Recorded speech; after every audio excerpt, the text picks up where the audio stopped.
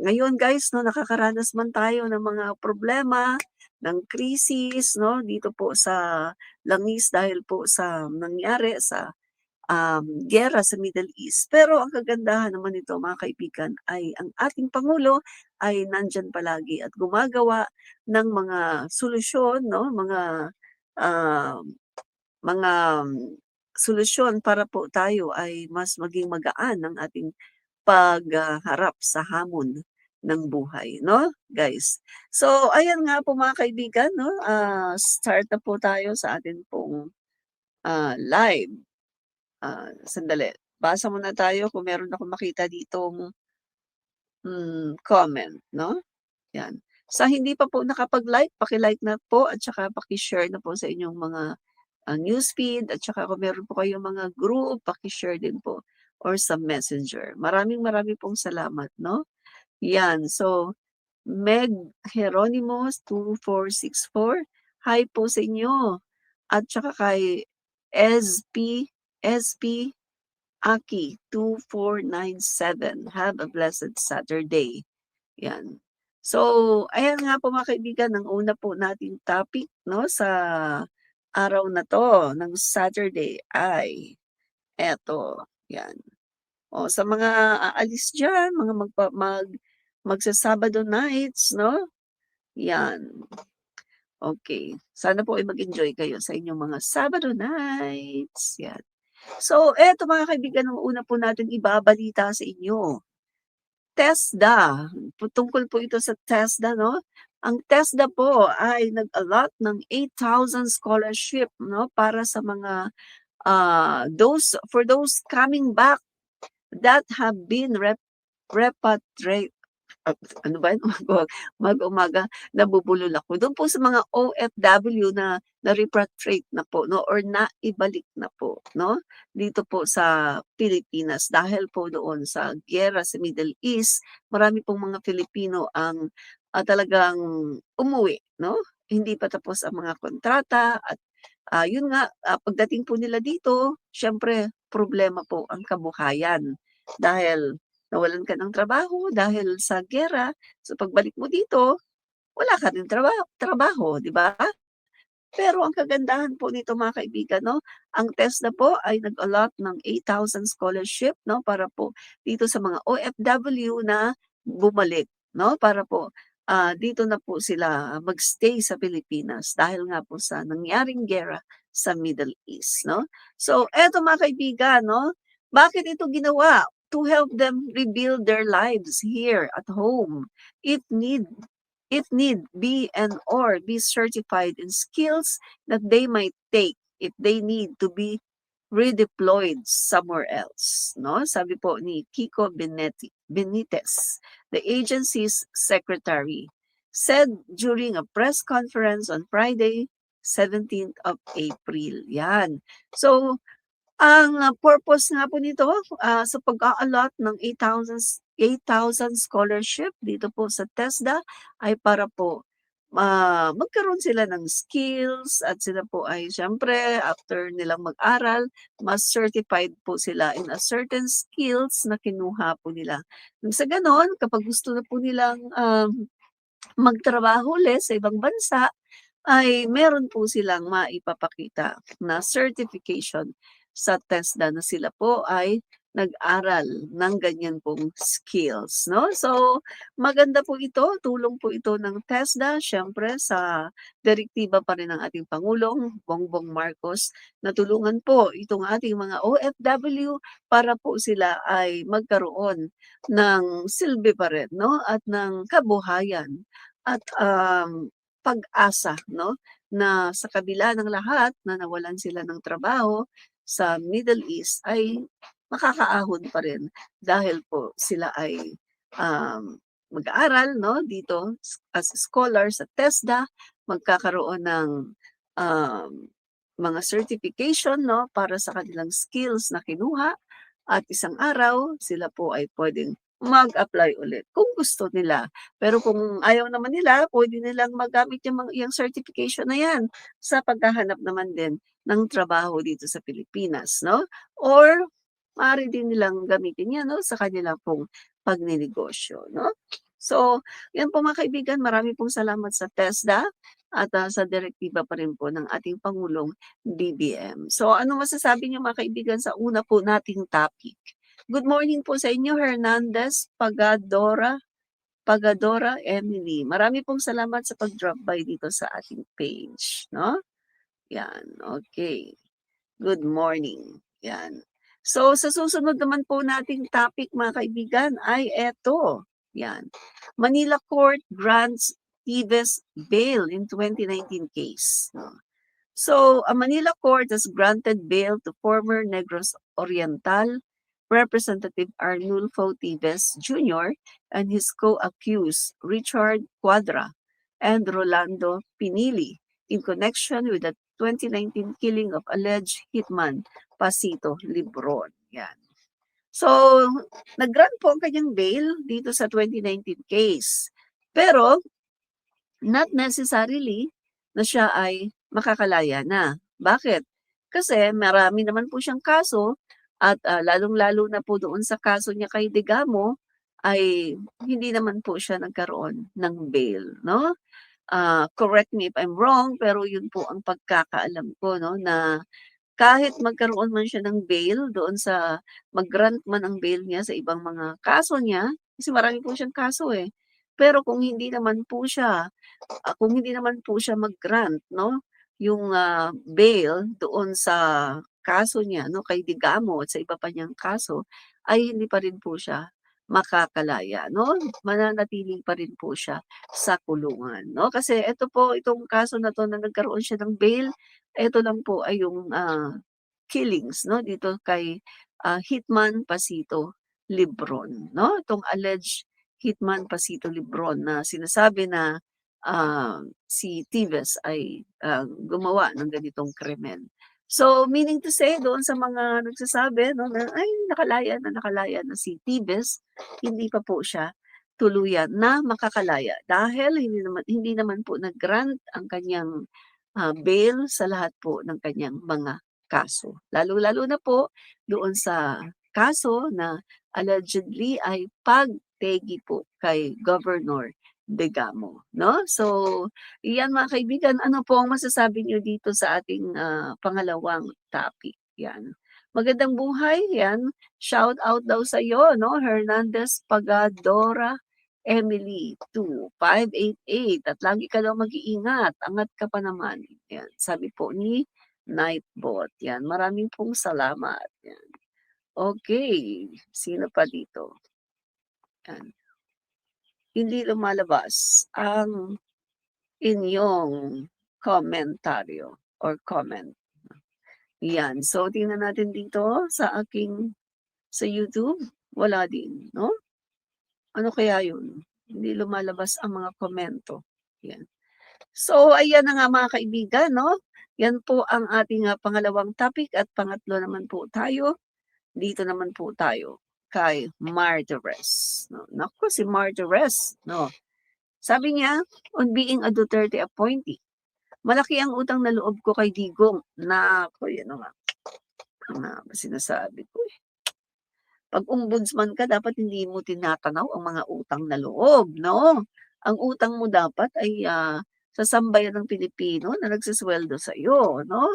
So, sabi po ni Martirez malaki daw ang utang na loob niya kay Digong. Kung ano ako ngayon, naging ombudsman, naging Supreme Court Justice, ay utang na loob ko kay Digong 'yan. Pero yung utang na loob na 'yan ay nagpapasalamat sa Diyos na si Digong ay disenteng tao at hindi nakialam sa mga kaso ko. My God! Ombudsman and naging justice ng Supreme Court, calling Digong as disenteng tao? How come? Paano mo masasabing disenteng tao? Ganyan na ba ngayon ang definition nitong si Martirez sa disenteng tao? Yung pala mura dito, mura doon, pinagmumura ang Diyos, pinagmumura ang mga pare, lahat pinagmumura. Yung namimingger ng maid niya sa bahay, yung nangahalik 'no, sa social media, harap ng buong sanlibutan nangahalik lips to lips sa mga babae, nangdudukot, oh, 'di ba? O meron siyang ano, ganyan 'no, manghihipo 'no? Yan na ba ngayon ang, disente para dito kay Martirez? Yung mag-utos ka ng, "Oy, shoot to kill." Oh, yan na ba ngayon ang disente dito kay Martirez? Ano na nangyari sa taong 'to? Kung ang tingin niya kay Digong ay isang disenteng tao, well, ang masasabi ko sa kanya, gano'n din pala siya. Kung ano ang ginagawa ni Digong, 'no? Kung si Digong ay bastos, baka naman bastos din siya. At kung si Digong ay palamura, minumura ang Diyos, walang Diyos, ay baka naman gano'n din siya. Kasi gano'n ang tingin niya kay Digong, eh, disente. At kung si Digong ay tumitegi ng tao, baka naman siya din ay tumitegi din, 'di ba? Kasi para tawagin mo si Digong as disenteng tao, aba, mukhang iba yata ang iyong moralidad. Mukhang iba yata ang pagtingin mo sa isang disenteng tao, 'di ba? 'Di ba mga kaibigan, para tawagin mong disente itong si Digong, aba, guys 'no, anong anong nangyayari dito kay Martirez? Ganyan talaga? Ganyan ba talaga ang naging epekto 'no, ng, di umano ay mga confidential funds 'no, na naibigay sa kanya? Ganyan ba ang epekto ng busog sa salapi na pinapadalan daw di umano itong si Martirez ng salapi?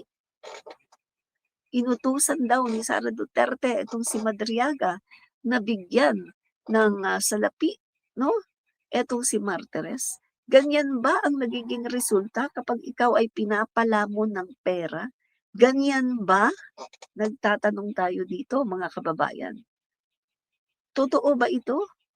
Ganyan ba ang nagiging resulta kapag ang isang tao ay nakakaranas 'no, ng so much favor, pinapala mo ng pera, nawawala na ang prinsipyo?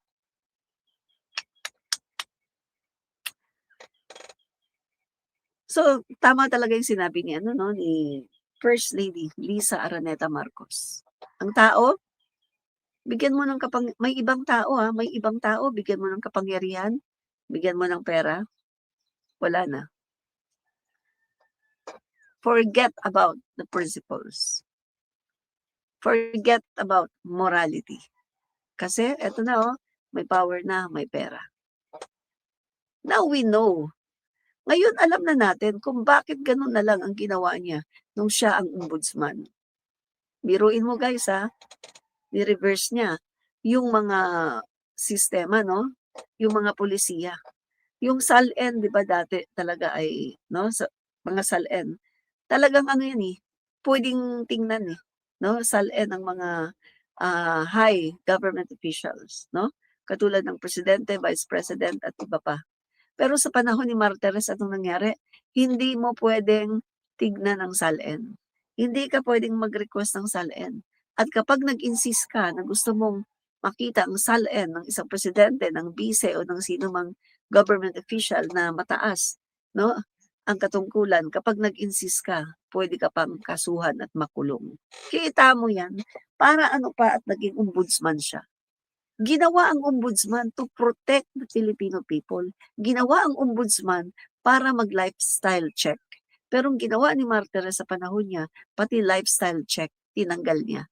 Bawal nang mag-lifestyle check sa mga politiko, lalong-lalo na sa mga matataas na opisyales ng ating bansa.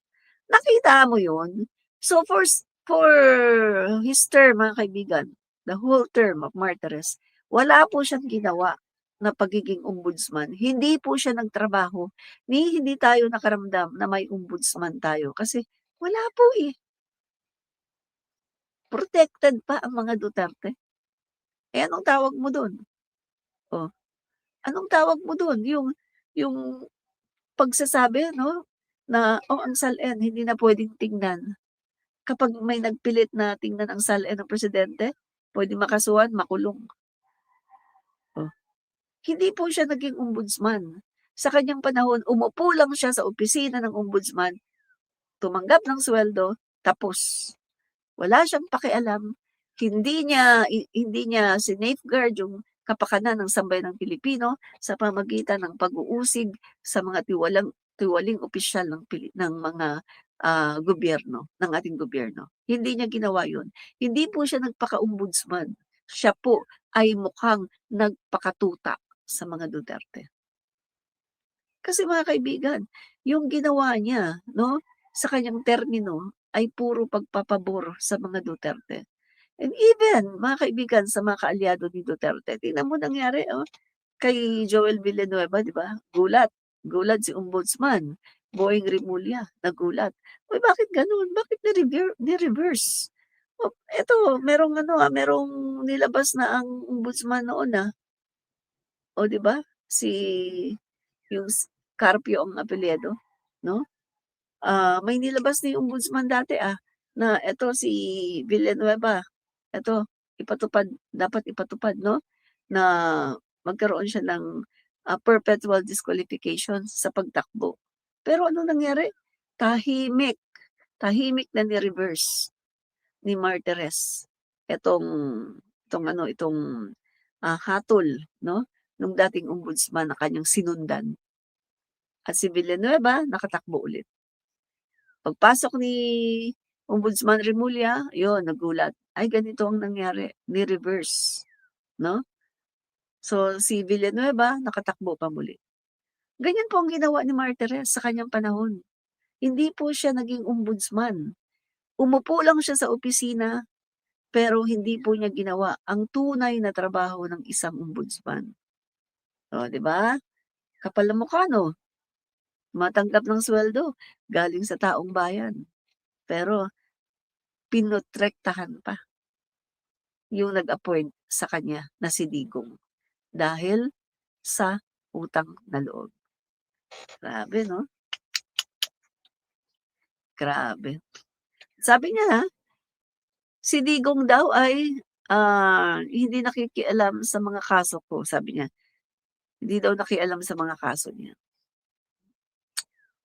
So, meaning to say, guys 'no, kung meron siyang kaso 'no, itong si Martirez ay, kumbaga si Digong, eh, mas kinakampihan pa siya, 'di ba?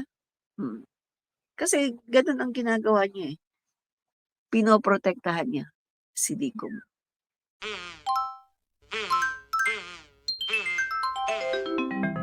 Kokulango.